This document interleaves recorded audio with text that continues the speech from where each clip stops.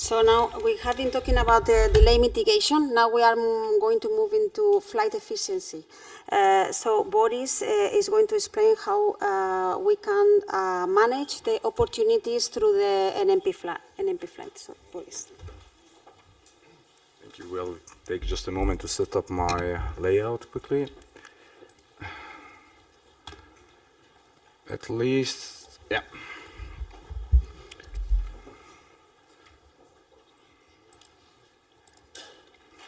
So good day, everybody. I already had the chance to talk and meet many of you today. Thank you very much for joining this event we have organized. My name is Boris Radovanović, and I am leading the project called NM Flight Efficiency Implementation. What I will demonstrate today is actually a possibility to further enhance your routing options. One of the small features available in the NMP flight application. More detailed demonstration will follow tomorrow by my colleague Martin from KLM, I hope, with more dynamicity, I assume. Whenever we file a flight plan, there is a good chance that the dynamic network evolution change the situation in which that flight plan has been filed, meaning that new routing options might become available over the moment.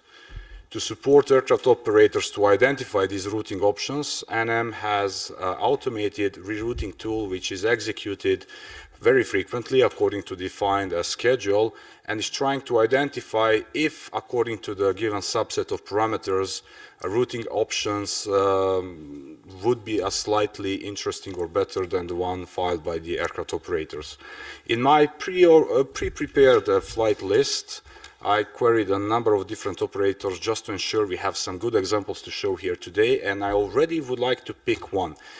In the opportunity column that you can see here and that I used the alert mechanism to highlight in green, we show two values. The first one here, let me just stop my mouse somewhere, just this one here, indicates what is a possible amount of savings in terms of euros that alternative route can offer according to the NM system information.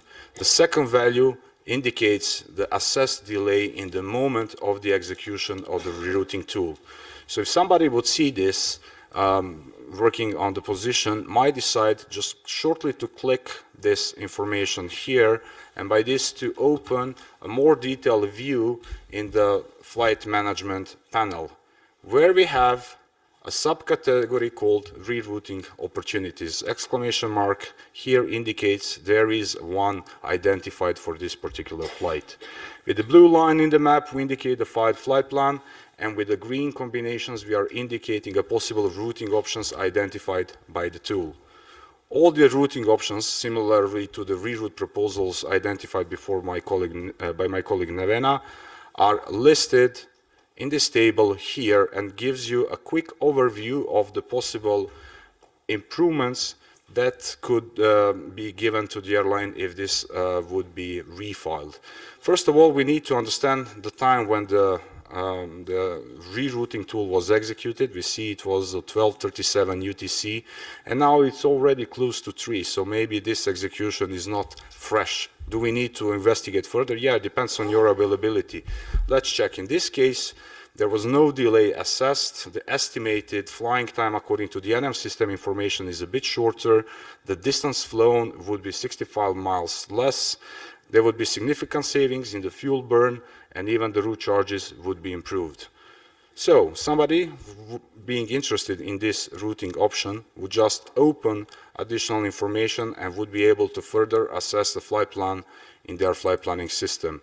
Even this could be done through the flight management panel. I'll leave this to my colleague Andy to elaborate a bit further, but actually you can validate, check, copy this flight plan into the upper flight management field where the flight plan has been described. What are the basic information that we see here? So we have information about the original route, the current route actually, which is now in the flight plan. And then we see the values of every single opportunity identified for this flight. If this opportunity is interesting for the operations or even not, we kindly invite you to provide us with your feedback. Let's pretend or agree that this is a good routing option. We're gonna give a thumbs up, which means very good, we like it, and we're gonna identify the reason. Let's say the most important one, it saves the total costs. You can add a comment, anything else you wish to include, and you can submit this routing option. There will be a tag, as you can see it here. Why this is information relevant? It will come to the NM system and be used for the following reroutings, not only by the automated tool, but any other tool that you might use to reroute your flight and that is connected with the NM system. What it means, the route will not be repeatedly presented to you. So if you have evaluated this route, you provided good or bad feedback, this trajectory will not appear anymore in the list of the proposals. Here we have an information saying something very strange, generic GRT3 mixer specific city pair. What it actually means. Every single flight in the NM system would be rerouted by the subset of the parameters. For more advanced users, we are allowing them to customize their parameters. So if you have some specific requirements, as many airlines in the network had, and for that reason we had more than 80 customized templates that are executed on the EUROCONTROL computers. According to the specific needs of the airlines, this can be done, and your dispatchers would start receiving information from those specific templates. There are different ways to communicate this information. In the opportunity, we can do it like this, or we can send even an email to the back office that will receive a list of the possible routing options. And this is important not only for the tactical operations, but could be used for the post-ops to further improve flight planning capabilities and improve actually accessibility to the network. While I was scanning this flight, I noticed this alert here. It says turn.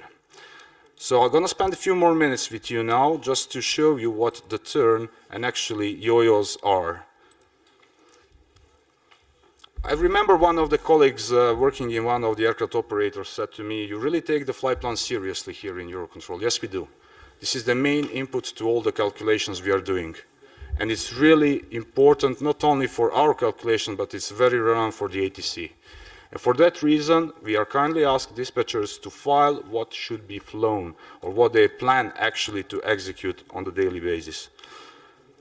Yo-yo profiles are the profiles that go up and down and the vertical plane are changing levels, and this can be done for many reasons. After a very long discussion with the many operators and other stakeholders, many reasons are not linked with the true intention of the airlines. For that reason, some of the yo-yo categories are by default rejected by the NM system, and others are highlighted with a need to further improve them. Let's see if we can maybe just plot one flight to show you what the yo-yo profile is. And we're gonna move to something similar, which is a turn. So here we have a flight which is presented in the horizontal plane. If I take another side view, we're gonna see a yo-yo profile here. So maybe I can ask a question. Probably nobody will raise the arm. Do we have any pilots who would like to fly this profile? I would like to know.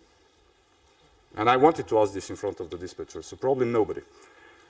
Unfortunately, this yo-yo profile might position your flight in the wrong airspace. That flight might become regulated. That flight might become +1 to the complete picture and cause not only that flight in combination with the similar profiles could create some let's say, uncertain information. But why this is filed, I cannot say. So we kindly ask you to monitor this column to try to improve it and to smooth out of your profiles, because savings of 10 euros are not always realistic if we need to fly like this. Finally, the turns, this is a bit more difficult part, can be highlighted in the similar manners. One gave a definition of the sharp turn. It's a yo-yo in the horizontal plane. Here we have my old good flight I've presented, and we have seen a turn here on very interesting interface between Czech Republic and Slovakia. I also know from the ATC perspective that this particular turn can create a miscommunication between the system, but leave it aside. We know that very likely there will be a long DCT given by the ATCOs, and this turn will never be flown.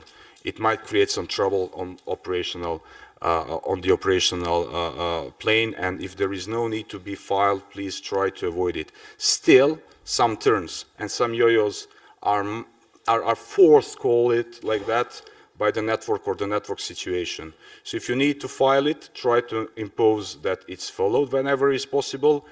Or if you cannot avoid it, try to contact NM Flight Efficiency Team. In the booklet, you have the email address called NM Flight Efficiency Task Force, where we can address individual turns or yo-yos or any other related question of this matter with other stakeholders. With this, I would like to quickly conclude my presentation.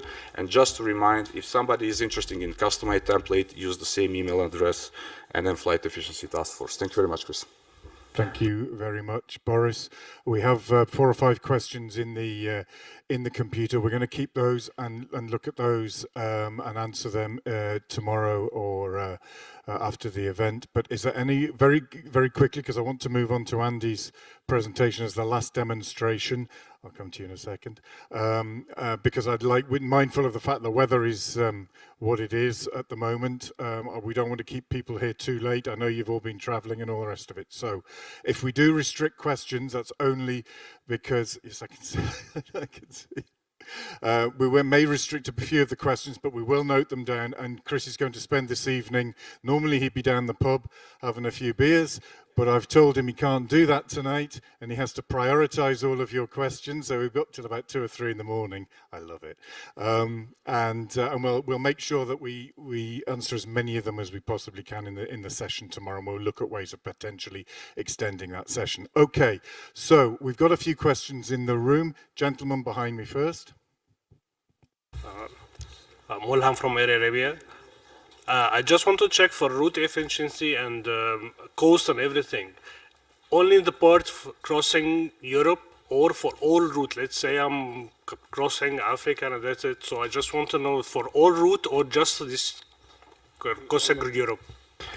First of all, thank you very much, because this was one very important point I planned to mention, but I tried to catch up a bit with time. So reroute proposals are within the NM area only, and the costs that we are calculating or estimating are done based on the full trajectory information that we have according to our flight plan. Okay, thank you. Gentleman at the front. Thanks. Ersin from Sun Express Airlines Turkey.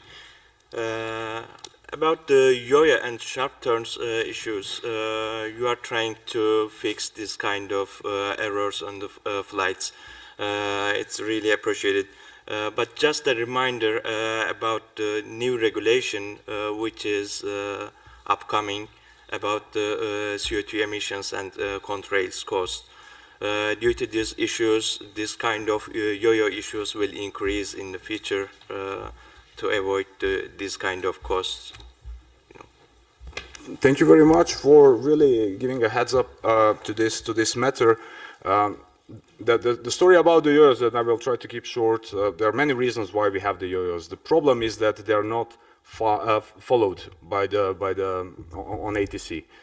So pilots and ATCOs apparently are not really adhering to that particular profile, and whatever is the justification for having it in the flight plan should be further addressed also in the real time. Thanks. Okay, thank you. Gentleman behind me. Hi, Mohammed from Luxair again. So just concerning the question related to UU and sharp turns, my question is almost answered already by my colleague from Sun Express, but a quick question on that. You mentioned the task force which behind the solution, let's say, for sharp turns and UUs.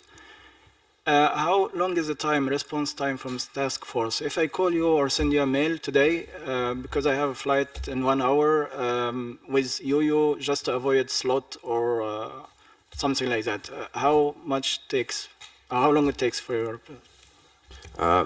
NM Flight Efficiency Task Force is not operational team, but according to our availability, we might even reply to that email immediately. However, when I invited to have a more careful understanding on the yo-yos and the turns, if we want to know that you are forced not intentionally to file, you are not avoiding, for example, regulated airspace, but you are forced by the airspace design or any other, call it specific constraint in the network to follow that pattern, we would like to address it with the respective stakeholders on that other level. So it's not really the address to always quickly resolve the problems of that nature you might have. Okay, and just a small thing also, the star approach and arrival or so on, they are considered also sharp turns. In the document we shared that there is really a small chapter what is a yo-yo and what is a sharp turn. There is a beautiful, there is a link to the very detailed and practical guidance explaining how we are measuring and what plans are being rejected or what are highlighted. So when we talk about the turns, the scanning, according to what I remember, is done outside of the cylinder defined around the airport with a radius of 60 nautical miles. So the purpose of the tool is really to focus on en route portion of the flight, not considering procedures, even in the upper airspace. Okay, thank you. Okay, thank you. My colleague from Ryanair would like to ask a question. Oh, my question is just about the opportunities. Do you know where they come from? Are they basically like historical routes, or are they from like the most efficient one filed on the day, or? So, as it is the case with any single rerouting tool used or offered by the NM, there are three main sources we are using for the horizontal reroutings. The first one is called Pathfinder, so it's a powerful engine building a route from the scratch, and is trying to find the connectivity between the city pairs based on the inputs we are using there. The second one are historical routes, so-called city pair stats. And just the third one is the most recently introduced mixer option, which is trying to combine very quickly historical routes to come up with the new solutions. So these are the main three sources that we are also exposing here in the NMP flight management. These are, let's say, the main inputs. According to the specific case, some of the sources could be enabled or enforced or even disabled. What I can say that, maybe this is interesting information, for every flight that is subject to the rerouting tool, there is only 10 seconds available to find the route. Good? Thanks. Okay, thank you. One more question from the floor, our friend from Air Arabia and Morocco, and then I think we'll go on to the last demonstration if we can. Please, sir. Yes, Ayub from Air Arabia, Morocco. My question is about the proposed route. For example, for Morocco air operators, they're not allowed to overfly Algeria. So my question is about all the overflying, not allowed overflying areas. Is there any database behind that your system are checking before proposing the route, because it can make some confusion? We are able, in case of these automated proposals I'm saying, to define the airspaces or the areas that would be avoided by default. So if we want to customize this for your airline, we would be in a position to quickly define airspaces you wouldn't like to cross, and then any proposal that is generated, not only that it will be valid by the IFPS, it will also respect the rules you gave. Avoid that airspace, will not push you there. It's actually automated by us or by users? The tool is managed on the side of my colleagues from the NMOC. So if you would like to have more detailed discussion how we can adjust it, I really advise to go to this Flight Efficiency Task Force email, and we're going to ensure there is a meeting to go into more details. Okay, thank you. Welcome. Okay, thank you. So I'm going to wrap up that part of the demonstration and Q&A for the moment. As I say, you can still submit your questions through the QR code. We have one more demonstration from Andy to give, so I'm going to hand over to Yolanda to introduce Andy.